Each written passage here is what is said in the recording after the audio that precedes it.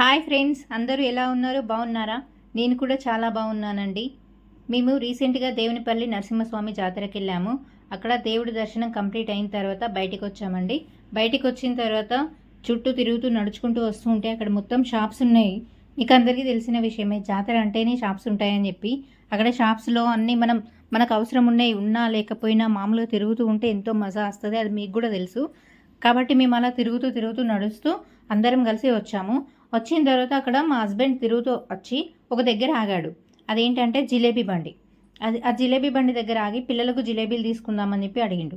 నాకు జిలేబీలు తీసుకోవడం అవసరమా, బాగుంటాయా వద్దా, ఇక్కడ జాతరలో అవసరమా అని అనుకున్నా. కానీ ఎస్పెషల్లీ ఈ బండి దగ్గర ఎందుకు ఆగామంటే అతను చేసే ఆయిల్ చూసారు కదండి, చాలా నీట్గా ఉంది. ఆ ఆయిల్ ఎందుకు మేము ఇక్కడే ఆగామంటే ఇతను చేసిన ఆయిల్ మళ్ళీ అదే ఆయిల్ రీయూజ్ చేయకుండా ఫ్రెష్ ఆయిల్ యూజ్ చేసిండు. అందుకని చెప్పి మాకు నచ్చి ఇక్కడ జిలేబీలు తీసుకున్నాం. పిల్లలకు తింటే కూడా బాగుంటుందని చెప్పి ఇక్కడ తీసుకున్నామండి.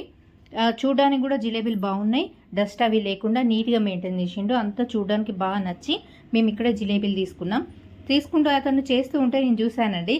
అతను చేస్తూ ఉంటే ఇలా దాన్ని పట్టుకొని ఇలా తీస్తూ ఉంటే నాకు అది కొంచెం వెరైటీగా అనిపించింది. ఒకసారి నేను కూడా ట్రై చేద్దామని చెప్పి అతని దగ్గర నుండి తీసుకొని నేను కూడా జిలేబీలు ఇట్లా రివర్స్ చేయడం స్టార్ట్ చేసా.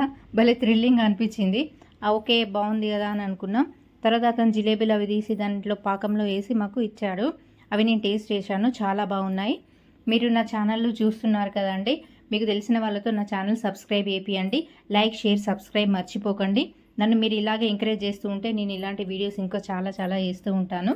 జాతరకి వెళ్ళినప్పుడు ఈసారి మీరు జిలేబీలు తినడం మర్చిపోకండి. ఇలాంటి జిలేబీలు నాకు చాలా బాగా నచ్చాయి, మీకు కూడా నచ్చుతాయనే అనుకుంటున్నాను. Bye friends.